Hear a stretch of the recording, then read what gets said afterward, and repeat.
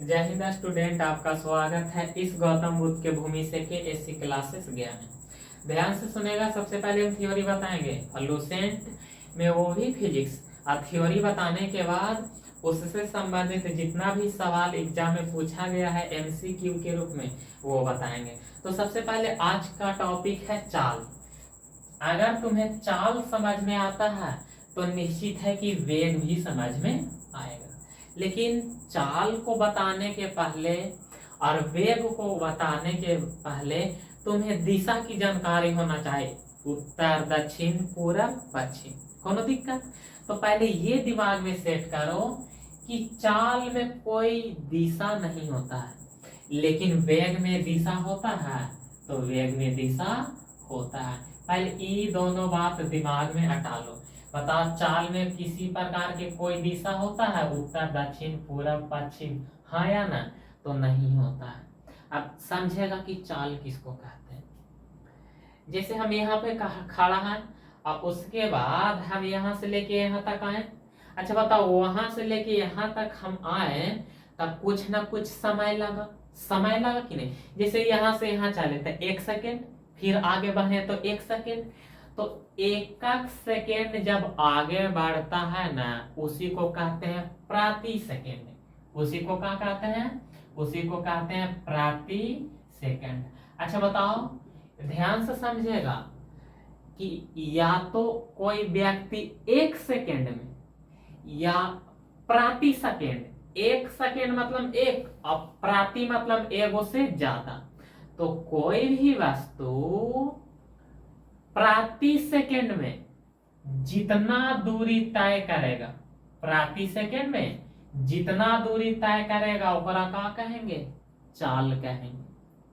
और यही बात यह चिपका दो कहां? यहां वेग में। लेकिन एक बात याद रखना कि वेग में क्या होता है? दिशा। वेग में क्या होता है? दिशा। अच्छा बताओ, कोई उत्तर की ओर जा रहा है, दक्षिण की ओर जा रहा है, मतलब दिशा क्या है? निश्चित। दिशा क्या है? निश्चित है। तो यहां से ये बात जरूर याद रखना कि निश्चित दिशा में कोई भी वस्तु, निश्चित दिशा में कोई भी वस्तु प्रति सेकेंड, क्या बाबू? प्रति सेकेंड जितना दूरी तय करता है ओकरा का कहेंगे? उसी को क्या कहेंगे? तो उसी को कहेंगे वेग।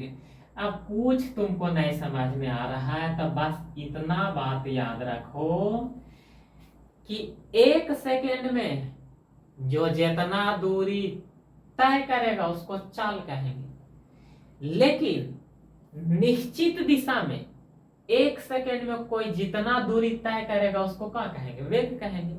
अब यहाँ देखेगा, हम यहाँ खड़ा है, यहाँ से लेके यहाँ तक आए तो जो स्पीडवा से आए ना ओकरा चाल कहेंगे। लेकिन फिजिक्सवा इस चाल को क्या कहता है? वेग कहता है। और गणित में मतलब मैथ में ओकरा क्या कहते हैं? चाल कहते हैं। तो एकदम मोटा मोटी लाइन याद रखो कि प्रति सेकेंड में जो जितना दूरी तय करेगा उसको चाल कहेंगे। लेकिन एक निश्चित दिशा में प्रति सेकेंड में जितना दूरी तय करेगा उसको वेग कहते हैं। हम 2 एग्जांपल देते हैं, आपको चुनना होगा कि कौन वेग है और कौन चाल है।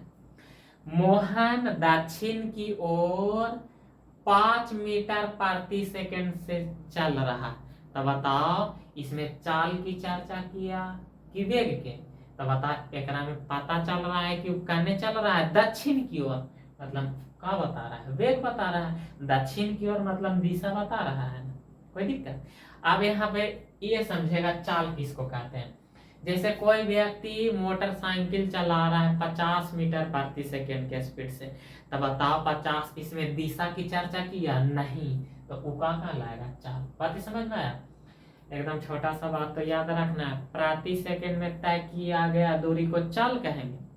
लेकिन निश्चित दिशा में प्रति सेकेंड में तय किया गया दूरी को क्या कहते हैं? वेग कहते हैं। यहाँ तक कोनो दिक्कत? अब यहाँ से लागले हाथ है, ये भी याद होना चाहिए कि चाल बराबर का होता है। तो बताओ चाल बराबर का होता है? सूत्र। तो चाल बराबर होता है दूरी बटा समय।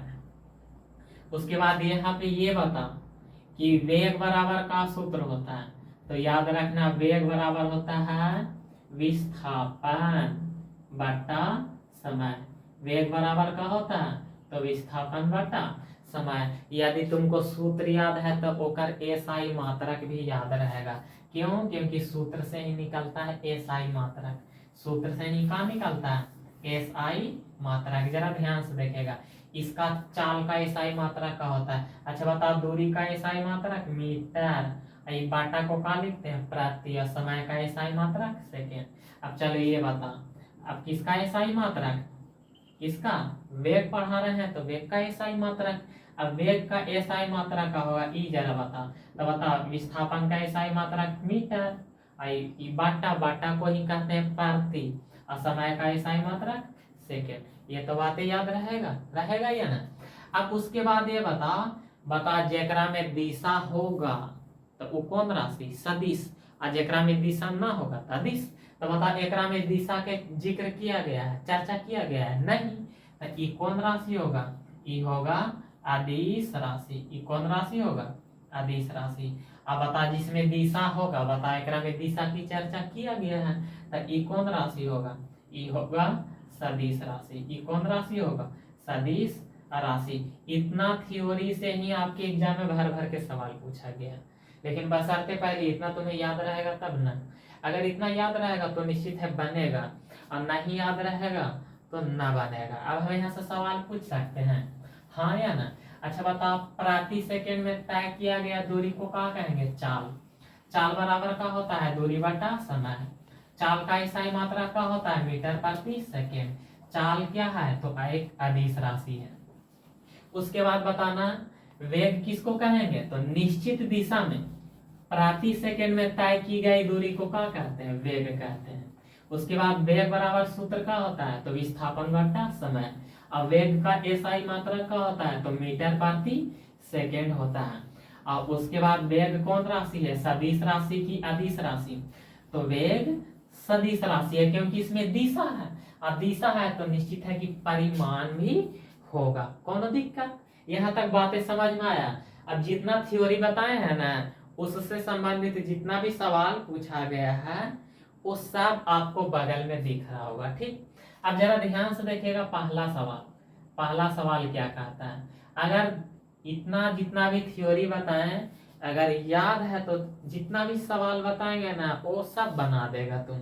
अब पहला सवाल देखेगा क्या कहता है कि जब एक पर्यवेक्षक के सापेक्ष समय के साथ वस्तु स्थिति लगातार बदलती जा रही है। जरा ध्यान से समझेगा कि एगो वस्तु है और वह वस्तु अपना स्थिति लगातार बदल रहा है। जैसे हम एगो वस्तु है यहाँ पर खड़ा है, लेकिन समय के साथ बदल रहे हैं। आपकी यहाँ आ गए, यहाँ आ गए, बताओ वहां से यहाँ हम आ गए, मतलब अपना स्थिति को बदल दिए। तो क्या कह रहा है? वह वस्तु स्थिति को लगातार बदल रहा है। अच्छा बताओ, वो अपन जगह ही बदल रहा है का मतलब गति में होगा।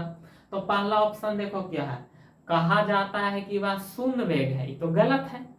दूसरा है कि कहा जाता है कि वह गतिशील है, तो यही वाला का होगा, ऑप्शन बी सही होगा, क्योंकि वो अपन स्थिति को बदल रहा है, अपन स्थिति को बदल रहा है, एक मतलब वो कौची में है? गति में है। अच्छा पहला सवाल समझ में आया कि नहीं?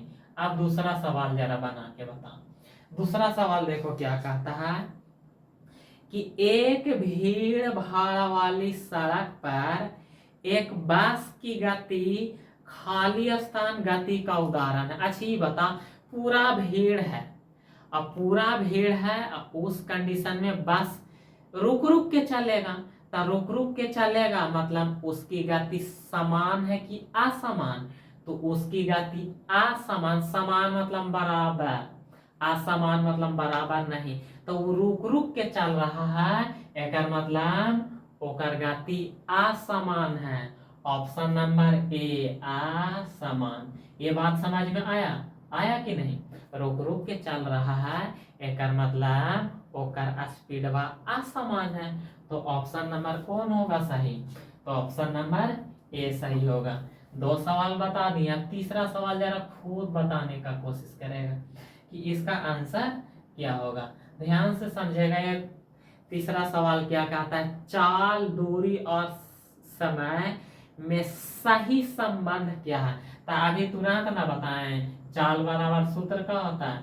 चाल बराबर होता है दूरी बटा समय। चाल बराबर सूत्र क्या होता है? दूरी बटा समय। चाल को इंग्लिशों में कहते हैं स्पीड, और दूरी को इंग्लिशों में कहते हैं डिस्टेंस मतलब डी, और समय को इंग्लिशों में क्या कहते हैं? टाइम। क्या कहते हैं? टाइम। तो बताओ इस समय की जगह क्या लिखेंगे? टी। तो बताओ ऑप्शन में कहां पर मिल रहा है? एस बराबर डी बटा टी। तो ऑप्शन नंबर बी ये तुम्हारा क्या हो गया आंसर? एस बराबर डी बटा टी। यहां तक बातें समझ में आया या नहीं? अब चलो उसके बाद चौथा सवाल समझेगा कि चौथा सवाल क्या कहता है। इसको भी बनाने का कोशिश करना। चौथा सवाल क्या कहता है, ध्यान से सुनेगा। क्या कहता है कि विस्थापन के परिवर्तन के दर को क्या कहते हैं? ताकि तुरंत ना बताएं कि वेग बराबर सूत्र का होता है विस्थापन बटा समय। तो यहाँ से ये बात याद रखना कि विस्थापन के दर को क्या कहते हैं? वेग कहते हैं। विस्थापन के दर को क्या कहते हैं बाबू? वेग। विस्थापन के दर को क्या कहते हैं? वेग। Option number D. बातें समझ में आया या नहीं? अब जरा उसके बाद अगला सवाल देखेगा, पांचवा सवाल। पांचवा सवाल क्या है? अब सुनेगा पांचवा सवाल कि यदि कोई वस्तु समान समय में असमान दूरी तय किया। ध्यान से सुनेगा। जैसे हम और तुम दोनों यहां से निकले और दोनों 2 घंटा तक चले, लेकिन 2 घंटा में हम पटना पहुंचे और तुम पहुंच गया दिल्ली। एक मतलब हम धीरे धीरे चल रहे होंगे और तू स्पीड में चल रहा होगा। तो बताओ हमनी के चाल बराबर है कि अलग अलग है? अलग अलग है। तो देखो पहला ऑप्शन है असमान गति, यही तो आंसर होगा। यही तो क्या होगा? आंसर होगा असमान गति। असमान गति मतलब ओखनी के चाल बराबर है कि अलग अलग है? तो ओखनी के चाल अलग अलग है। उसके बाद अब छठा सवाल देखिएगा। छठा सवाल क्या कहता है, ध्यान से सुनेगा तो निश्चित है कि इसे भी तुम बना देगा। क्या कहता है? निम्न में से कौन सी मात्रा चाल के साथ उसकी गति निर्दिष्ट करता है? मतलब चाल के साथ उसकी गति निर्दिष्ट करता है, उसको क्या कहते हैं? तो अभी तुरंत ना बताएं कि हम यहाँ से यहाँ तक आए तो एकरा कहेंगे जोन स्पीड साइंस को चाल कहेंगे, और फिजिक्स वा एकरा का कहता है? वेग कहता है। तो बता चाल के साथ उसकी गति को जो दिखाता है उसको क्या कहेंगे? वेग। ऑप्शन नंबर कौन? सी होगा।